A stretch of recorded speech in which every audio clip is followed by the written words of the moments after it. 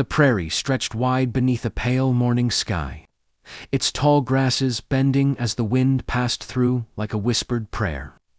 Mary Whitmore stood on the front porch of her family's farmhouse, holding a folded letter against her chest. The house behind her was quiet, save for the ticking clock and the faint clatter of dishes inside. Out here, though, the world felt endless, and loneliness traveled easily across the open land. Mary had never imagined that words from a stranger could matter so much. Yet the letter in her hands, written in neat, careful script, had become something precious. Gabriel Carter, the name signed at the bottom, belonged to a man she had never seen. Still, his letters arrived like visitors, bringing warmth to days that often felt repetitive and heavy. Their correspondence had begun months earlier, through a small notice in a regional newspaper. It invited readers to exchange letters, offering companionship across the wide distances of the West. Mary had hesitated before replying, unsure if she should expose her thoughts to someone unknown. Curiosity and quiet longing won, and she sent a short introduction.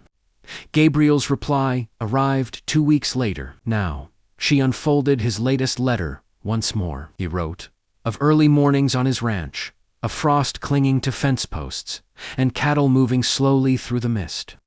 He described the rhythm of his days, the satisfaction of honest labor, and the silence that followed when evening came. Between the lines, Mary sensed something deeper. Man accustomed to standing alone. She leaned against the porch railing, imagining him somewhere beyond the horizon. The prairie between them seemed vast, yet his words crossed it with ease. She wondered if he looked out over the same sky, breathed the same wind, felt the same quiet ache. Inside, Mary's mother called her name, reminding her of chores waiting to be done. Mary tucked the letter into her apron pocket and returned indoors, her thoughts lingering far beyond the farmhouse walls. As she kneaded dough and swept floors, Gabriel's words echoed in her mind, steady and sincere. Miles away, Gabriel sat at a small wooden table inside his ranch house. Mary's last letter spread before him. The room smelled of coffee and leather, and the fire crackled softly in the hearth. He traced her handwriting with his eyes, lingering over the way she described the prairie flowers and the comfort she found in watching the sunset. Gabriel had not planned on caring this much. Writing letters was meant to pass the time, nothing more. Yet Mary's words felt like a hand reaching out, reminding him that connection was still possible. He admired her honesty, her gentle observations, and the strength beneath her kindness. He folded her letter carefully and slipped it into a drawer, already thick with her words. Outside, his horse stamped against the cold ground, waiting patiently. Gabriel pulled on his coat and stepped into the open air, gazing across the land he knew so well. Unbeknownst to him, Mary's farmhouse sat only a few miles away, separated by rolling grass and low fences. The same wind brushed their faces, carrying dust, seeds, and unspoken thoughts. Neither knew how close the other truly was. As the sun climbed higher, both returned to their lives, letters tucked safely away, yet something invisible now connected them, stretching quietly across the prairie. Written in ink, hope, and waiting hearts. Neither Mary nor Gabriel could sense that destiny was already at work, guiding each step, each letter, and each quiet breath toward a meeting neither yet dared imagine on the prairie. Summer settled over the prairie with relentless warmth, turning the grass a shimmering gold beneath the sun. Mary Whitmore welcomed the longer days, though they brought no less work. From dawn until evening, she moved through familiar routines, feeding chickens, mending clothes, helping her father in the fields. Yet beneath every task ran a quiet anticipation, a constant listening for the distant sound of the mail wagon. Letters from Gabriel now arrived with comforting regularity. Each envelope felt like a promise kept. Mary learned the weight of his handwriting, the slight slant of his letters, the careful way he chose his words. She found herself smiling before she even opened them, as if his presence had already entered the room. In her replies, Mary became braver. She wrote not only of daily life, but of memories from childhood, of her fear of being forgotten on the vast prairie, of her longing for something more than survival. Writing to Gabriel felt easier than speaking to anyone she knew. He listened without interruption, without judgment, through ink and paper. One afternoon, Mary sat beneath the shade of a cottonwood tree, pen balanced against her knee. She described the cicadas, singing in the heat, and the way the horizon blurred at midday. She admitted she sometimes wondered what lay beyond the prairie, though she doubted she would ever leave it. Before sealing the letter, she paused, heart racing, then added a single line about how much she looked forward to his words. It felt daring, honest, and true. Gabriel read that line twice when her letter arrived. His days had been long and demanding. Summer meant repairing fences, guiding cattle to better grazing, and watching the sky for signs of storms. The work left him exhausted, yet Mary's letters revived him. At night, by lamplight, he wrote carefully, determined to match her openness with his own. He told her about the loneliness that followed supper, when the land fell quiet and memories grew loud. He shared stories of his parents gone too soon, and how the ranch felt both like a gift and a burden. Writing these things felt like setting down a weight he had carried alone for years. Gabriel wondered about Mary constantly. He imagined her laugh, the sound of her voice when she read his words aloud. Sometimes, while riding fence lines, he caught sight of a distant farmhouse and felt an unexplainable pull toward it. He dismissed the feeling, never suspecting the truth. In town, their paths came close, without crossing. Mary visited the general store one morning, standing near the counter, just after Gabriel had left. The clerk mentioned a rancher passing through, and Mary listened absently, unaware how near Gabriel had been. Fate seemed content to test patience. As weeks passed, their letters deepened in tone. They spoke of trust, of finding comfort in another's understanding. Still, neither asked the question, hovering between them. Where exactly do you live? The mystery felt safer than certainty. On a warm evening, Mary stood at her bedroom window, holding Gabriel's latest letter. Fireflies flickered across the fields, and the prairie hummed softly. She pressed the paper to her heart, feeling less alone than she ever had before. Miles away, Gabriel folded his response and addressed the envelope, unaware the distance between them could be crossed in less than an hour on horseback. The prairie lay silent between them, keeping it secret while their words continued to bind to lonely souls together, closer with every letter sent. Autumn arrived quietly, brushing the prairie with cooler air and soft shades of amber and rust. The tall grasses bowed beneath gentler winds, and the sky seemed wider, deeper, as if it held more thoughts than before. For Mary Whitmore, the season brought reflection. For Gabriel Carter, it brought restlessness. And for both of them, it brought letters filled with unspoken longing. Mary noticed the change first in herself. She reread Gabriel's letters, more slowly now, lingering on phrases, memorizing his expressions. His words felt closer, heavier with meaning. When he wrote of sunsets, she imagined standing beside him. When he described exhaustion, she wished she could offer comfort beyond ink and paper. One evening, after finishing her chores, Mary sat alone at the kitchen table. The house was quiet, her parents already asleep. A single lamp lit the room as she unfolded Gabriel's latest letter. He wrote of the coming cold, of preparing the ranch for winter, and of the silence that followed him everywhere. At the end, he wrote that her letters were the brightest part of his days. Mary set the letter down, her heart pounding. She had known this moment would come, when words would no longer feel like enough.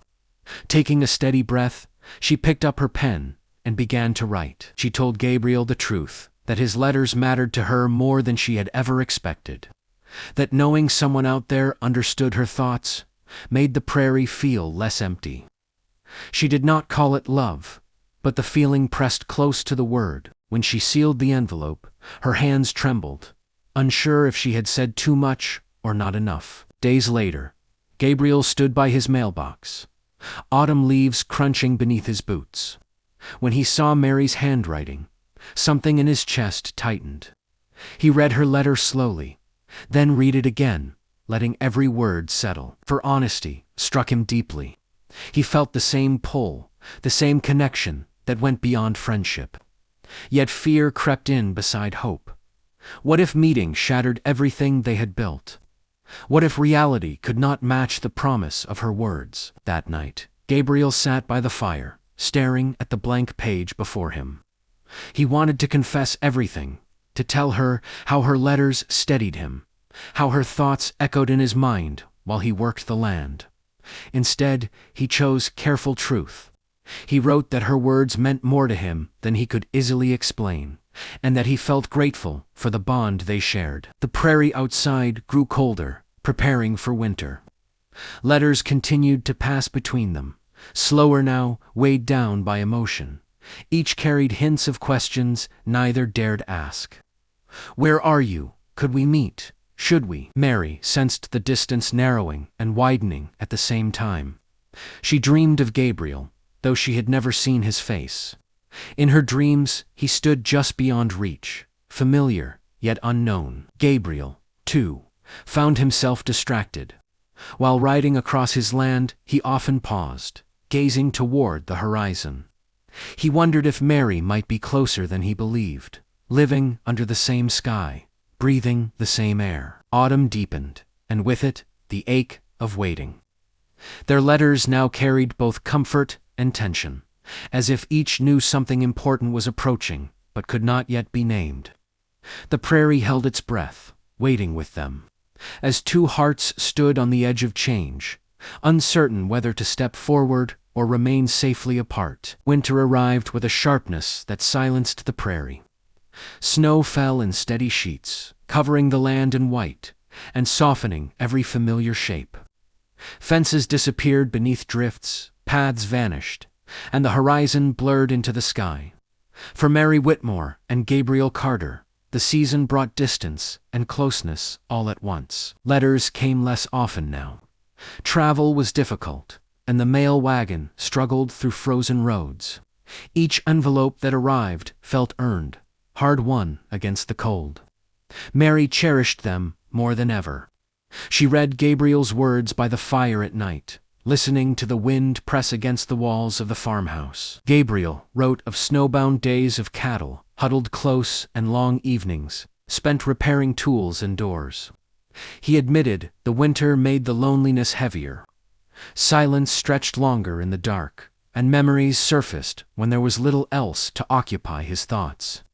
Mary responded with her own confessions, describing the quiet of her home, the way winter nights seemed endless. Despite the cold, something warm grew between them. In one letter, Gabriel mentioned an upcoming trip to town. Supplies were running low, and he planned to make the journey before the next storm arrived. The detail seemed small, almost insignificant, yet Mary lingered over it. Coincidentally, her father had asked her to accompany him to town that same week. Mary wrapped herself tightly in her coat as she stepped onto the wooden boardwalk, breath visible in the cold air. Town felt busier than usual, voices echoing against buildings, boots crunching over packed snow. She moved carefully, arms full of parcels, when she suddenly became aware of someone approaching from the opposite direction. They passed each other slowly. Mary glanced up and met the eyes of a stranger. He was tall, with a calm, steady gaze, and a kindness in his expression that made her pause. For a brief moment, the noise of town faded. Something about him felt familiar, comforting in a way she could not explain. The man tipped his hat politely and continued on. Gabriel walked several steps before stopping. He turned slightly, watching the young woman disappear into the crowd. His heart beat faster for reasons he did not understand. There had been warmth in her eyes, something that stirred a quiet recognition. They went their separate ways, unaware that the meeting would linger in both their thoughts. That evening, Mary found herself writing about the encounter. She described the stranger's eyes, the odd sense of connection she felt. Gabriel, miles away, wrote of a woman he passed in town who made him pause, her presence lingering long after she was gone. Weeks later, as letters finally crossed paths again, the truth began to surface. Mary read Gabriel's description, slowly, her breath catching. The timing, the place, the details, they aligned too closely to ignore. Her hands shook as she reread his words, realization dawning with sudden clarity. Gabriel experienced the same shock. He unfolded Mary's letter, his mind racing as understanding settled in. The woman in town, the warmth, the familiarity. It had been her. They lived only miles apart. The prairie, the wind, the seasons all had conspired to keep them apart while drawing them closer. Ink and paper had bridged the gap long before their eyes ever met. As winter deepened, both sat in silence, hearts racing, knowing that the distance between them was no longer measured in miles or letters, but in courage. The question they had avoided now stood plainly before them. What would happen when words were no longer enough? The final letter arrived on a quiet morning when the prairie lay still beneath a pale winter sun. Snow sparkled across the fields, and the wind, for once, seemed to rest. Mary Whitmore recognized Gabriel's handwriting instantly, her heart quickening as she carried the envelope inside and sat at the kitchen table. This letter felt different even before she opened it. Gabriel did not waste words. He wrote plainly, honestly, with a courage that matched the man she had come to know through months of ink and paper. He admitted what they both now understood, that fate had walked them past each other without their knowing, that the connection they shared was no accident. He wrote that he could no longer pretend letters were enough. He asked to meet her. Mary read the letter twice, tears blurring the page. Fear flickered briefly in her chest, but it was quickly overtaken by certainty. She had already met him, even if only for a moment. She had known him long before that, through his words, his thoughts, his quiet strength. Folding the letter carefully, she went to her room and wrote her reply. They chose a simple plaza stretch of prairie, not far from a lone cottonwood tree, bare now against the winter sky. It was neutral ground, familiar to them both, though neither yet realized how close it was to their homes. The day of the meeting dawned clear and cold. Mary bundled herself in her warmest coat, her breath forming small clouds as she walked across the snow-covered field. With every step, her heart beat louder. She wondered if he would recognize her instantly, if the man from town would stand before her again. Gabriel arrived on horseback, dismounting slowly as he saw her. Time seemed to pause. There was no uncertainty, no confusion.